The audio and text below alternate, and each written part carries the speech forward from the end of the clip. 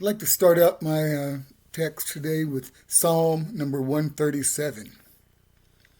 By the rivers of Babylon, there we sat. Yea, we wept when we remembered Zion.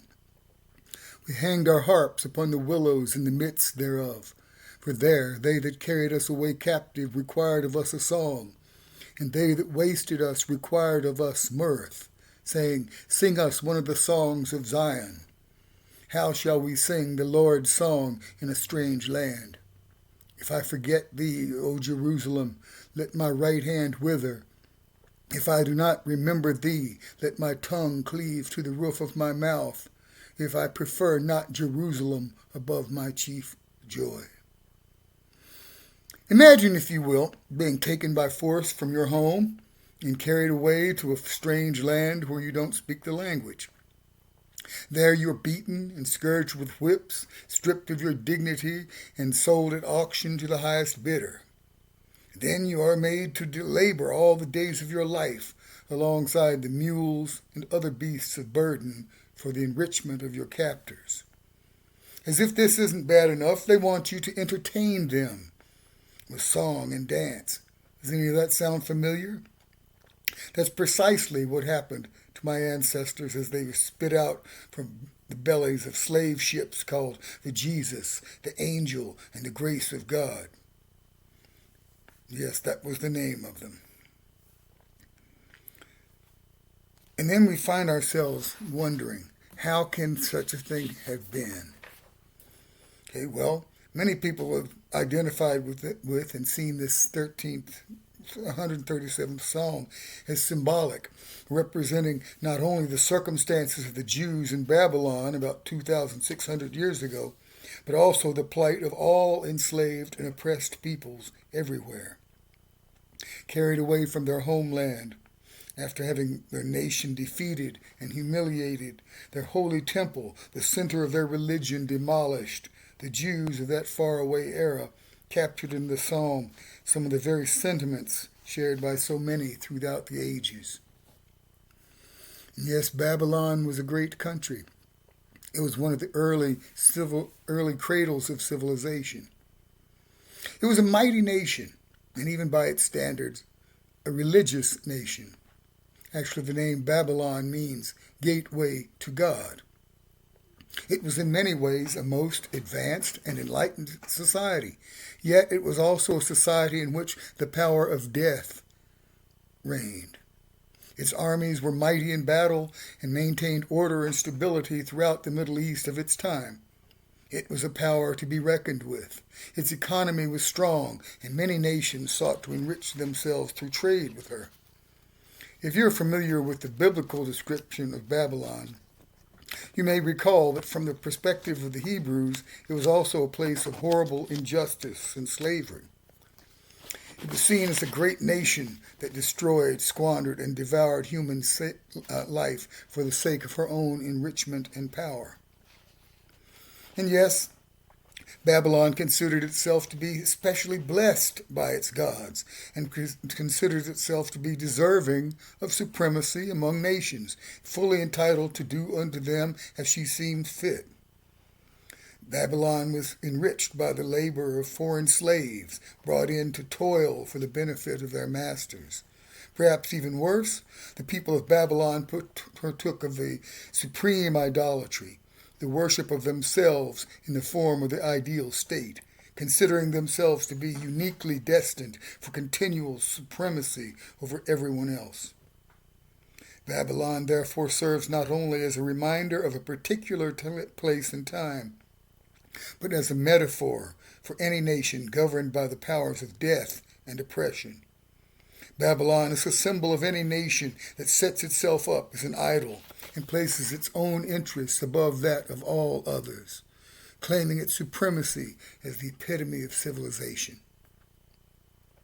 History records that there have been any number of such civilizations and nations, all of which dramatically fell from their place of prominence only to be replaced by others.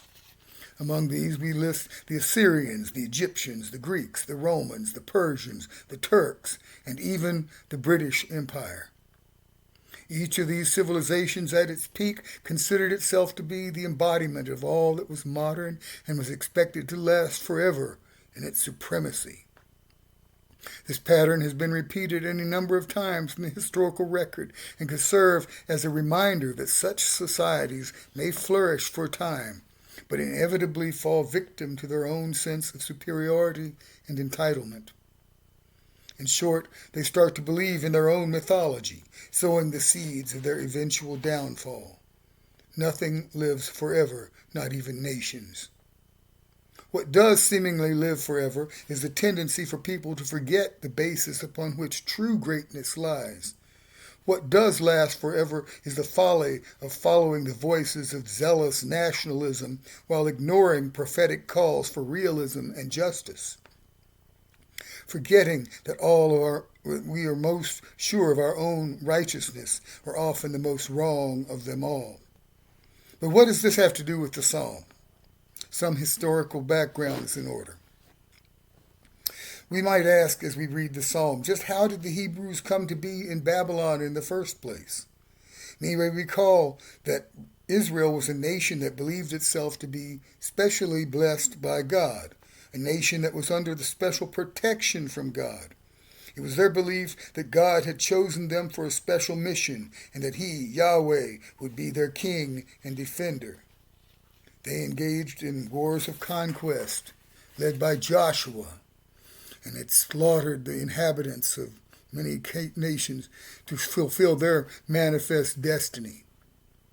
It was part of their ideology that in times of emergency, God would raise up some leader who would lead them into battle and would always be victorious no matter what the odds. This passionate commitment to the national mission matched that of their zealous God, Yahweh. He was called Yahweh Sabaoth, Lord of Hosts. And that included both the army of Israel and the angelic warriors who contended mysteriously on their behalf. They were assured of victory because they were the righteous ones, contending against absolute evil in the form of whatever group stood in their way. Yes, there was a recipe for disaster. Despite the warnings of Amos, the prophet from the southern kingdom, that God's justice worked impartially among all nations, and that Israel had herself engaged in the very same sorts of war crimes for which other nations had been destroyed, they persisted in their reliance on their own sense of certainty that they were in the right. Amos was banned from the kingdom as a subversive. His criticisms were ignored. Meanwhile, Israel was falling apart from within. The court system became corrupt and inefficient because a nation that believes it can rid the world of evil by killing its enemies no longer comprehends the need for the slow process of law. Because religion had degenerated into a means to guarantee success and power, the chosen people had lost touch with the vitality and stability that comes from adherence to a faith that led them to do justice and walk humbly before God. So, therefore, the destruction was inevitable. When they confronted Assyria, certain that Yahweh would protect them and guarantee victory, they were defeated and broken up, finally disappearing with the fall of Samaria in 721. Their reliance on their nationalism had been suicidal. Meanwhile, in the southern kingdom of Judah, another prophet, Isaiah, also knew that God did not play favorites. The king, relying on anti-Assyrian alliances and on new military weaponry, ignored Isaiah's warnings, instead of heeding the advice of religious leaders who told them that the northern kingdom's defeat had been due to their failure to properly follow all the rules of ritual purity, marking them as a special and chosen people. Isaiah had said that God would, quote, put an end to the pride of the arrogant and lay low the haughtiness of the ruthless. Surely, this didn't mean them. The devastating Assyrian invasion of 701 shattered these illusions of invincibility. Isaiah contended that the defeat enabled them to take up their real mission, the mission of bearing the word of God's impartial justice as the basis of world peace. Instead of an empire ruled from Jerusalem with a rod of iron held above her prostrate enemies, he held out the promise of peace brought through the idea of arbitration between nations, so that humanity might beat its swords into plowshares. Nation shall not lift up sword against nation, neither shall they learn war any more. Needless to say, within a decade, Assyria was now in decline, and the Jews felt strong enough under King Josiah to declare independence from Assyrian rule. Following their ideology that they would always prevail in battle, Josiah built up a military force and went to meet the Babylonian superpower that now threatened them. Once again, a prophet arose to speak against the folly of believing that no evil shall come upon us, nor shall we see sword or famine. Walking through Jerusalem wearing the yoke of a prisoner of war, Jeremiah warned of the consequences of such beliefs. For this, he was imprisoned as a subversive.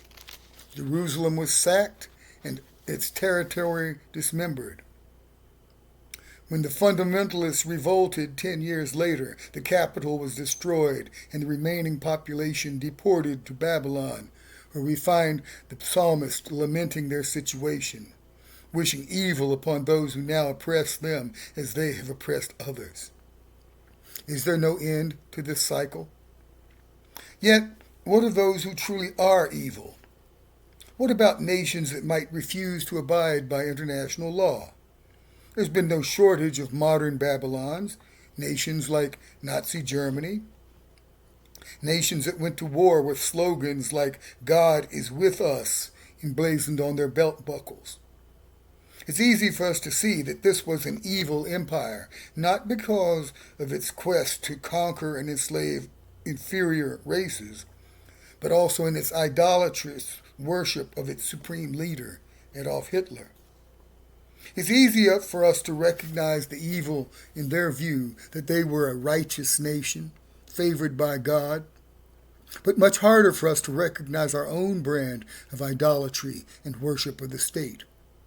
It's much harder to see that just as the ancient Hebrews considered themselves to be specially blessed and ordained by God with a mission to rule the world, so do we. It's much harder to see that we are following in their footsteps by refusing to listen to the voices of compassion and understanding, by refusing to support the very institutions that might bring some measure of relief from the cycle of violence, by refusing to recognize our complicity in the very evils that lead others to call for retribution and revenge. We set the stage for further bloodshed. Still, in far too many instances, it is our very sense of religious duty that impels us to further bloodshed. Okay. We must be as wary of our zealous religiosity as we are of anything else, especially if our religion calls for blind patriotism and pursuance of national interests above others. We need to be especially wary of ourselves to see in ourselves all that is good, while attributing to the enemy all that is evil. It's never quite as simple as some would have us believe. Perhaps we can start to figure out why we are here and what we are supposed to be doing. But we should always be wary of claims that the state makes for allegiance, obedience, and service under the guise of patriotism. Such demands are often put in noble and innocent-sounding terms. We must be continually aware of the power behind the throne, as it were, the power to inflict death, than the power to enhance life. And it isn't always easy to tell the difference either. It's far too easy to fall prey to what has in effect become our civic religion, the idolatry of the idea of America as the New Jerusalem. There's an attitude among many Americans that we are somehow a specially blessed nation above all others. We often conceive of ourselves to be granted a special God-given right and destiny to forever be supreme among the world's people, fancying ourselves, in a sense, to be the ideal nation, the new Jerusalem. Yet in many ways, America has become the new Babylon in the eyes of oppressed peoples around the world. The arrogance with which we glory in our military and economic strength, while refusing to recognize its toll not only upon those outside our borders, but on those upon whose backs this nation has been built, has led to a situation in which we have been referred to as the Great Satan. Many around the world actively plot our national downfall, praying for deliverance from yet another Babylon. At this point, it might be useful to read the concluding lines of the psalm with which we began.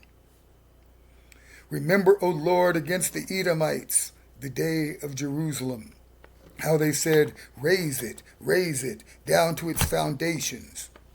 O daughter of Babylon, you devastator, happy shall he be who requites you with what you have done to us. Happy shall he be who takes your little runs and dashes them against the rock. Strong words indeed, which echo a sentiment that lay embedded in the hearts of many of other Babylon's victims.